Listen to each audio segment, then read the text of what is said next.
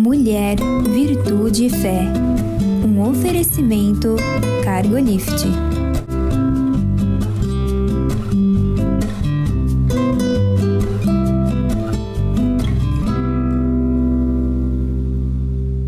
Olá, queridos, olá, queridas, sejam muito bem-vindos à nossa programação. É uma alegria ter você aqui conosco. Muito obrigada pela confiança, pelo desejo de passarmos esses momentos juntos. Não é, Conceição? Verdade, Mirtes, é um prazer estar aqui. Mirtes, é um prazer estar aqui com você, ter a tua companhia. Muito obrigado realmente. No seu assunto deve ser muito agradável, como sempre, né? A gente ama falar da palavra de Deus, trazendo para o nosso dia, né, Mirtes? Eu creio que tem uma palavra muito maravilhosa para você. O título da nossa pauta é uma pergunta. Não é uma pergunta para você, é uma pergunta que é para mim, para Conceição, para todos nós, que nos denominamos cristãos. Sim. Né? Preparado para se encontrar com Deus? Eu não sei se a pergunta fosse feita assim direto, falar, eu quero uma resposta agora, né? Como é que seria? Então, para isso, para que você não tenha esse desconforto de trazer rapidamente a memória, dizer sim, não, deixa eu esperar um pouco, a gente vai conversar um pouquinho sobre isso.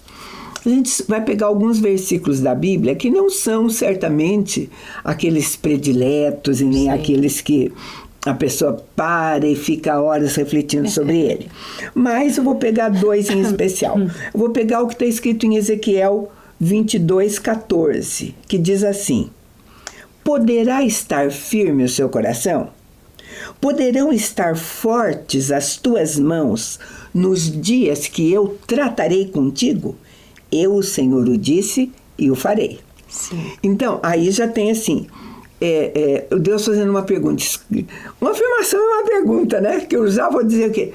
Eu vou ter um encontro com você, eu vou tratar com você. Você está pronto para isso, né? Se prepare. Agora, Amós faz exatamente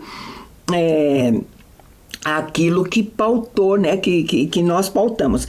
Amós 4:12 diz assim: prepara-te, ó Israel, para te encontrares com o Senhor teu Deus.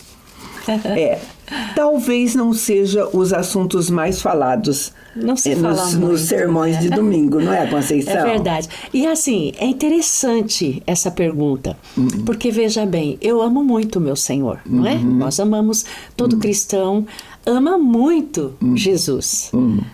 E deveria ser uma pauta na nossa cabeça de desejo de estar com Ele, muito mais do que estar aqui, pelas promessas que temos, né?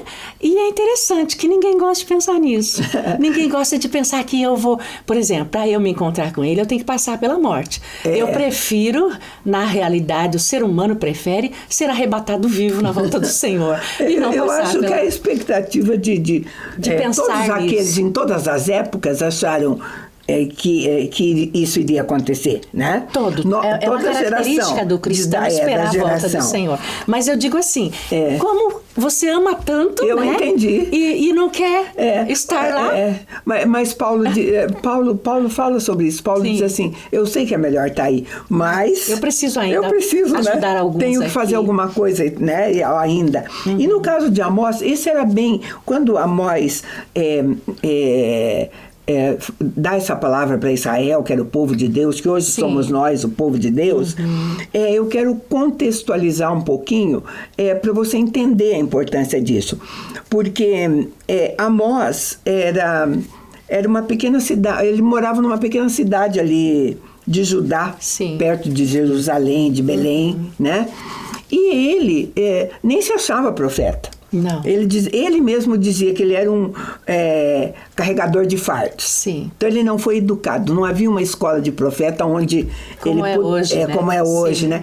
Ele dizia, eu não sou profeta, não sou discípulo de profeta, eu sou boiadeiro e colhedor de figos. Sim. Eu sou boiadeiro e colhedor de figos. É esses mesmos que o senhor gosta de usar. Mas o senhor chamou. Ele diz que ele mesmo diz, Amós 7, vai e profetiza ao meu povo de Israel. Sim. Tá? Você vê hoje, Mirtes, pegando um gancho do que você está falando do profeta, hoje tem tanto tantas escolas de estudos e que quando você se prontifica para um serviço, eles perguntam qual que é a sua qualificação. A qualificação maior é o chamado de Deus. Sim. Sempre foi na história. Não é o teu currículo, quantos cursos eu fiz, quantos eu passei pela igreja, pelos ensinamentos de púlpitos, de reuniões. Quer dizer, você tem um chamado. O chamado Sim. é mais importante. Agora, se o chamado ele é realmente testificado, o chamado é verdadeiro e real, nada contra você se aperfeiçoar. Porque aí, tá valendo, se você tem um chamado, você quer estar aonde? No meio do povo de Deus. Ali você vai aprender muitas coisas. Mas o que qualifica é o chamado, né? Que é o chamado que ele recebeu. Agora, aí ainda vou voltar um pouquinho do tempo de Amós. O reinado era de Jeroboão, né? Era uma coisa assim, porque depois a gente vai ver a importância dele, esse rei e o povo que vivia ali. Sim. Tá? E ele foi chamado para denunciar o que estava acontecendo. Olha só, injustiça, corrupção, opressão. Tudo novo, né? Não tem nada disso hoje. A gente pensa assim, será que não está muito parecido com o que acontece hoje? Sim. Por isso eu acho da importância da gente trazer textos, sabe, não é isolado, não é só contextualizado dentro da Bíblia, dentro da época, para nós, hoje. Porque né? você para, Mirtz, por exemplo, e as pessoas hoje, eu estou vivendo agora os meus dias, você vivendo os seus dias, a gente tem uma sensação que isso tudo é novo. Mas isso existe desde que o homem existe. Sim. Essa época aí, o povo passava por situações que precisavam de repreensão. E vamos falar assim, de gente. alerta. E vamos falar, era o povo de Deus. Sim, no meio do da jeito igreja. que nós hoje nos chamamos de cristãos, este era o povo de Deus. Sim. Um povo religioso. Sim. Inclusive religioso, sim, igual tem hoje. Sim. Se você vai conversar, se você perguntar para alguém, você é cristão, é capaz dele responder, eu frequento a igreja batista. O que não respondeu à pergunta. Não. Né? Necessariamente um cristão, não. para nós hoje, o falar eu sou cristã, eu ando conforme os princípios pela vida de Deus que é Cristo. Vivo o evangelho, eu vivo o evangelho. Não é porque eu frequento uma igreja, porque muitos frequentam e não tem uma transformação. Então, no tempo de Amós, você vive de Deus, no tempo de Amós havia essa religiosidade. Eles tinham muitas práticas, muitas liturgias, porque era o povo de Deus, né? Mas Deus falou, olha, você precisa revelar o que de verdade está acontecendo com eles. E Deus, através de Amós, ele dizia, virá o castigo sim, eu tenho que repreendê-lo. Mas também profetizava a restauração, porque esse é o nosso Deus. Na verdade, nosso Deus, ele, em toda a história dele com a humanidade, eu vejo o amor do Senhor. Porque o sofrimento do povo era para levar de volta para ele. Sempre tentando trazer de volta um povo que ia se perdendo com as coisas desse mundo. Agora, eu vou falar para você entender bem por que a gente sempre diz, vamos pensar no que nós estamos vivendo. Neste período de Amós, o povo de Deus, que era religioso, que praticava liturgia, ele estava desfrutando de prosperidade política, eu te disse o nome do rei, econômica, cultural, enfim, era um sucesso, estava tudo indo muito bem na vida deles. Sim. Mas espiritualmente eles não estavam bem. Não. Sim. E isto é muito fácil de acontecer no nosso meio. Sim. Quando nós estamos ganhando dinheiro que gostamos de ganhar e merecemos ou fizemos por merecer, quando não tem doença no nosso meio, quando nós estamos alegres, desfrutando da vida, parece que Deus fica... Exato. Né, aí é que mora o perigo. Se nós pegarmos a história do rei Salomão, por exemplo, que imagina uma pessoa com toda a sabedoria que foi dada para ele, ele se perdeu exatamente na abundância. Porque tudo. Exatamente. Então, na abundância é muito mais perigoso, sabe, Mirtz? Você claro se que distrai, era o que aconteceu, sabe? No palácio, na vida palaciana. Então, havia, quando eu disse do rei Jeroboão, é porque foi ele que construiu altares para outros deuses. Sim. Então, sabe, um povo que diz, nossa, como nossa nação está indo bem, deve ser por causa do era tudo misturado. Né? Era uma mistura por causa deste ou daquele, né? Então, as imagens, os ídolos e tudo mais, né? Então, tudo isso colaborava para que o povo de Deus estivesse do jeito que estava. Aí Deus chama Amós para pregar essa corrupção e para mostrar o tipo de adoração que eles estavam fazendo lá, né? Então, E, queridos, eles faziam tudo o que o povo de Deus fazia. Eles faziam sacrifício, eles continuavam ofertando sacrifício, levavam dízimo, faziam as festas que Deus tinha mandado fazer. Legalistas, né? Religiosos, bem religiosos mesmo, né? Hoje pode acontecer a mesma coisa. Hoje pode acontecer se você conhece alguém, ele diz assim, olha, eu estou frequentando a igreja, estou cantando no coral, estou indo na reunião de quarta, eu estou frequentando o grupo de oração enfim. Sim, eu fico feliz com essa atitude porque isso mostra que está na busca. Por exemplo, quando alguém vem falar para mim, olha, muita gente que não convive conosco fala, não, mas vocês são tudo, realmente é um conserto, porque onde que o pecador tem que estar? Ele tem que estar ali no meio do povo de Deus mesmo para ouvir da palavra e ser transformado, Mirtz. Fico feliz com isso. Só que o cristão que já teve uma experiência genuína com Deus, ele precisa ter uma vida transformada. Ele vai dar testemunho e fortalecer os outros para terem essa vida que você está falando aí que Deus está cobrando. Prepara-te para te encontrar. De onde que ele vai ser visto? Era o que acontecia. Um Israel, um povo de Deus que praticava liturgia e as atitudes deles não correspondiam com a fé. Hoje é a mesma coisa. Você chama, por exemplo, alguém para estar no nosso meio, né? Para você pregar o evangelho da forma que, para ele viver o evangelho, e de repente aparece um testemunho. Só que aí a gente já tem que ter sabedoria de explicar, que o Senhor falou, o joio e o trigo sempre vão estar juntos. E são parecidos. Mas a vida com Deus faz você discernir o joio e discernir o trigo. Sim. O cristão verdadeiro, ele tem discernimento, né, Mirtz? Só que está tudo misturado ali. Hoje, a gente não tem um profeta como Amós no nosso meio, porque a gente tem muito mais. Hoje nós temos pregações, em todos os níveis, em todo o tipo, né? De todo tipo. Hoje nós temos ensino, temos testemunho. Deus continua falando, né? Dessa maneira, dando essa oportunidade para quê? Para falar assim, dá uma olhadinha, porque um dia você vai se encontrar comigo. Presta atenção que uma hora eu vou te chamar. Vai, sabe? Agora, ele diz assim, prepara-te para te encontrar com o Senhor. Então, são duas coisas na frase que nos chamam a atenção e que a gente quer focar com você. Prepara-te, ó Israel, para encontrar com o seu Deus. A primeira verdade que está nisso aqui é o encontro. Sim. Vai ter um encontro. Não adianta. Todos vamos passar por isso. Todos. Então, pobre, rico, branco, preto, ignorante, culto, descrente, crente, todos nós vamos ter este encontro. E eu gosto de pensar, quando penso nesse, que eu amo esse versículo, né? Prepara-te para te encontrar com o Senhor teu Deus, é maravilhoso. Eu gosto de lembrar disso todo dia, porque é uma coisa que é pessoal, né? Ali você vai estar transparente. Como você está transparente hoje para o Senhor? Não vai ter o pastor, não vai ter a célula, não vai ter ninguém para te ajudar. Então, quer dizer, o que vai pesar ali é a tua vida com Deus, o quanto você caminhou com Deus. Então, né? Se a primeira verdade contida aí é que vai ter um encontro, vai se encontrar. A segunda verdade é, você precisa se preparar para isso. Sim. Tá? Então, eu vou chamar um intervalo bem pequeno, porque no segundo momento nós vamos falar deste preparo.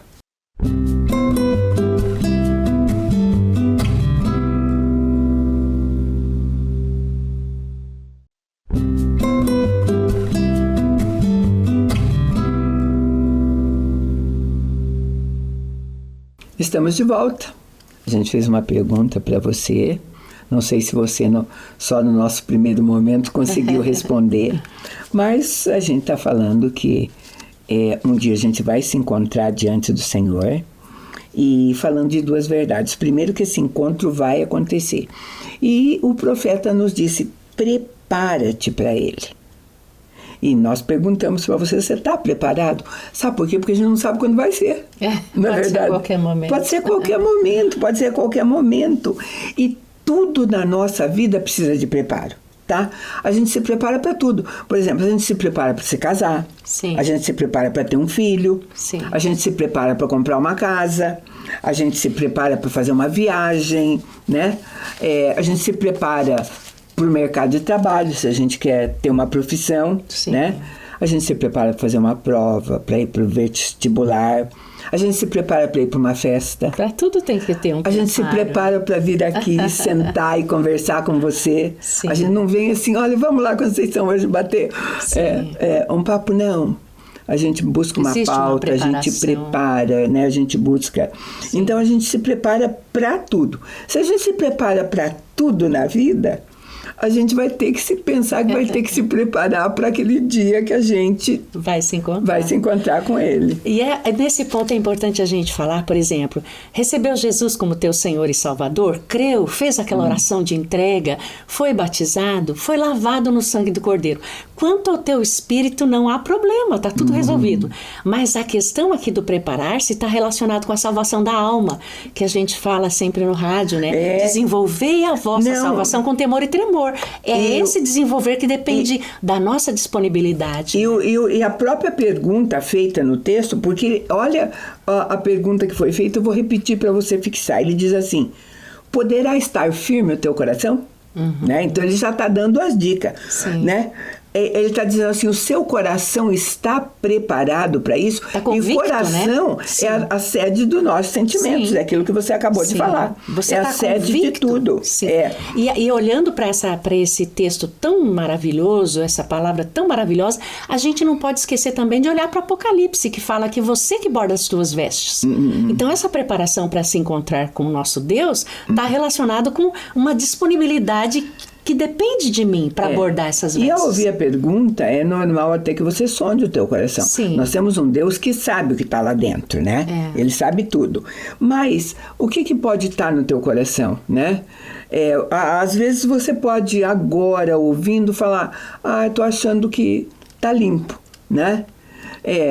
Não sei, às vezes tem um resquício de alguma coisa, tem algum rancor, alguma mágoa, algumas coisas. Agora veja, nada disso que a pessoa vê hoje, vamos supor que você olhe hoje para o teu interior e veja que tem muita coisa que precisa ser transformada. É o tempo de arrependimento, tempo de conserto, de aplicar o sangue. Porque o sangue de Jesus nos lava e nos limpa de todo pecado, confessado e com mudança de atitude. E não é uma coisa difícil, porque, por exemplo, Davi, que era um homem tão comum quanto você, quanto a Conceição, quanto eu, mas era um homem segundo o coração de Deus. E ele foi um daqueles que diz, preparado está o meu coração. Sim, sofreu bastante, mas estava preparado. Passou pelo que passou, cometeu pecados, errou como qualquer um de nós erra, né? Sabe? Mas ele foi capaz de chegar a dizer, meu coração está preparado. E é nisso mesmo. É passando esses perrengues todos que a gente vai sendo lapidada. Né? O salmista diz assim, o Senhor abomina todo o coração soberbo. Ele detesta o orgulho e a vaidade. Então, uma das coisas que a gente tem que olhar a respeito quando está preparando o coração é o orgulho. Essas coisas que são muito pertinentes ao ser humano, né? Orgulho, vaidade, né? Parece que essas coisas nascem com o ser humano, né? Às vezes a gente para pensar, Mirtz, orgulho do quê? Fala para mim, se tudo nós recebemos do Senhor. Você vê que esse orgulho, ele nasceu lá no pecado em Adão. Sim, é por causa da nossa natureza caída, claro. Exatamente. É só por causa da natureza caída. Quando você vê que tem esse orgulho, ele precisa ser tratado. Não tem lugar para o orgulho na presença de Deus, né? E as ordenanças bíblicas, por exemplo, Hebreus diz, não endureçais o vosso coração. Então é uma maneira também de preparar. Se o coração... Né? E tem, sobre o coração tem, guarda o teu coração. Para não pecar contra o teu Senhor. Então, esse cuidado, neste preparo que eu estou fazendo, uma das coisas que eu tenho que voltar a olhar é para o meu coração. Né? Guarda o teu coração para não pecares contra o teu Senhor. Então, esse guardar é nós que nos... É disposicional. É o crescimento e amadurecimento. É o desenvolvimento do cristão de acordo com a vida de Deus. Essas coisas são nossas, agora a parte o encontro não é facultativo, você vai se encontrar com ele, né? Então, agora, quando nós nos preparamos para qualquer coisa, como das muitas que eu falei, às vezes a gente pode falhar no preparo. né? Tem gente muito assim, olha, eu estou me preparando para comprar o meu imóvel, meu primeiro imóvel, e faz tudo certinho, faz aquela reserva de dinheiro mensalmente, tudo. Aí chega aquele dia e diz, pronto, tá aqui, visto, preparado, tá tudo bem. Mas, às vezes, essas coisas podem falhar. Você fez um projeto, eu vou fazer isso, eu vou guardar tanto e tá, sobrou. Às vezes você faz uma coisinha tão pequena, faltou só um pouquinho, vou financiar esse pouquinho. Às vezes o erro tá ali, não é verdade? Exatamente. Né? Então, eu estou dando qualquer exemplo, mas tudo pode falhar. Exato. Né? Tudo pode falhar. Você pode falhar, por exemplo, eu digo assim, você tem que se preparar para o vestibular.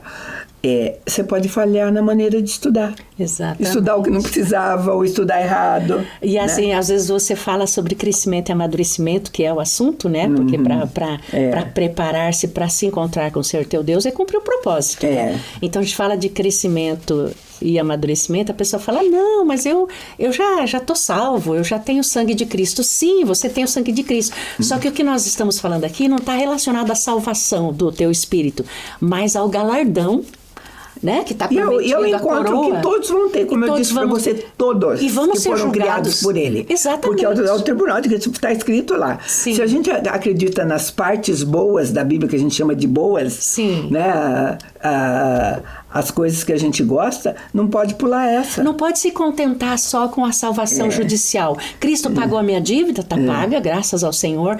Era impagável, né? Mas agora eu tenho aí que ter predisposição para crescimento e amadurecimento com esse Deus maravilhoso. Gente, é assim, a Bíblia diz que ele virá como um ladrão. Sim, né? Ninguém vai estar esperando. Quando ninguém espera, porque ninguém espera. Por mais que você se protege, vamos supor, você pode pôr um alarme eletrônico na sua casa, contratar uma equipe de segurança, mas prevenindo, mas você nunca vai ficar dormir o tempo todo lá cuidando esperando ladrão. Que, né, isso é coisa que vem. E, queridos, o último livro da Bíblia, no último capítulo da Bíblia, no último versículo da Bíblia, para que ninguém esqueça, está escrito assim, certamente eu venho sem demora. Sem demora. Uau, né? Isso é maravilhoso, sabe por quê? Porque quando você fala venho sem demora, você pensa assim, 2024, não veio até agora, né? Mas a questão é, eu estou com 67. Quando ele virá para mim? Então, o problema é individual, como disse. Individual, eu pessoal. Você não adianta falar assim, não veio há 3.000 anos atrás, não veio... Mas veio para mim sim, a qualquer momento. Veio para aquele que naquele Exatamente. ano... Foi. A volta do Senhor, as pessoas falam, vai vir em 2030, 2050, ficam colocando datas.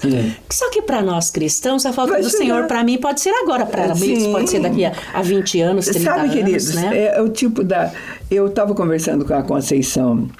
Ontem nós nos encontramos, eu falei, vamos conversar sobre um assunto que talvez, eu não me lembro, a gente tem 5 anos de TV, a gente nunca falou sobre esse assunto. Sim. Sabe, nunca falou sobre esse assunto. Quando eu preparei essa pauta para eu falar no rádio, eu confessei para eles, eu digo, gente, é a primeira vez que eu estou falando sobre esse assunto. O que me levou, o que me despertou, eu ainda não sei, eu só sei que veio no meu coração, eu quero falar sobre isso, né? Às vezes Deus pauta. Nos desperta para algumas pautas. Sim, e é uma pauta, Mirtz. Por exemplo, eu tenho 30... Eu nem me lembro mais, perdi a conta de viver cristão no meio dos irmãos. Não se ouve uma palavra dessa de púlpito. Quem que vai subir num púlpito e dizer, povo que está aqui, prepara-te para te encontrar com o Senhor teu Deus. Mas é um assunto de muita importância. É inevitável, queridos, é inevitável. Ninguém vai ficar de fora, ninguém, sabe? E nós não vamos ter oportunidade de dar desculpas, sabe? De dar desculpa, mas sabe por quê? Olha a família que o Senhor me colocou, olha, sabe, o país que o Senhor me colocou, não vai ter, sabe? Porque isso que você está falando, essa preparação não depende, é a gente que disponibiliza, mas é o próprio Santo Espírito que vem habitar dentro de mim, que vai fazer essa transformação em mim. O que a minha vida da alma, independente de Deus, o viver da carne, impede que esse Espírito cresça e se expanda ganhando toda a minha alma. Entendeu? A gente fica em nós mesmos e não dá oportunidade para isso expandir. Aquele encontro que vai ser com a volta dele. aquele que está escrito em Mateus 24:30, que diz assim: então aparecerá no céu o sinal do Filho do Homem. Todos os povos da terra se lamentarão e verão o Filho do Homem vindo sobre as nuvens no céu com poder e glória. Esse encontro, que como diz tá escrito em Apocalipse, eis que vem com as nuvens e todo olho verá, até aqueles que o traspassaram. Porque vai a ressurreição, né? Todos ressuscitaram. Então, queridos, uns para julgamento, esse encontro engloba todos. Está escrito todos, todos. Então vai ser visto na África, no Brasil, na Nova Zelândia, nos Estados Unidos, na Albânia, no Polo Sul, seja lá. Então, crendo ou não, aqueles que acreditavam ou não, vão vê-lo. Naquela hora, vão vê-lo. E vão realmente passar por esse versículo. Prepara-te para te encontrar. Vai ser um encontro maravilhoso, sabe, Mirtz? Porque essa vida, ele já disponibilizou dentro de mim para que eu cresça e amadureça. Né? Está tudo pronto, o banquete está posto. Nós estamos falando sobre você se preparar, não ficar com medo desse encontro. Não. Sabe? Não tem nada disso. É dar o tempo justamente de você preparar para você ficar muito feliz com esse encontro. Estar com a vasilha cheia, sabe? Né? Do unguento, da unção do Espírito. Está escrito em Romanos 14:10. Todos nós compareceremos perante o tribunal de Deus. Sim. Ali prestaremos conta de cada um dos nossos atos, ou seja, né? É isso aí, né? Como que você usou os talentos que eu te dei, né? Atos 17:31 diz assim: Deus estabeleceu o dia que há de julgar o mundo com justiça por meio de um varão que ele destinou e acreditou, ressuscitando dentre os mortos. A gente vai encontrar, sabe? Isso aqui não é uma escolinha não é uma aulinha de escolinha dominical, né? É muito mais, né? É muito mais do que isso, sabe? Sim. Porque ele disse assim quando veio, que ele prometeu: eu sou o caminho, a verdade e a vida. Ninguém vem ao Pai senão por mim. Então eu sei que tem muita gente dizendo: todos os caminhos levam a Deus. Não. Não é verdade. Você tem que pensar que Ele é o caminho, a verdade e a vida. E um dia você vai estar diante dele. Estaremos. E eu anelo por isso, porque esse momento, Mirtz, é um momento maravilhoso para nós que o amamos. É o que nós esperamos. Quer dizer, ou ele vindo ou a gente indo. É um encontro com o nosso Vamos amado. ter, né? Queridos, dá para falar muito mais. O nosso tempo fecha aqui, né? E eu queria que você sentisse que essa é uma reflexão necessária em algum momento das nossas vidas, e a gente fez essa reflexão com muita alegria. E agradece muito a tua companhia e convida você para estar conosco num próximo programa. Deus te abençoe.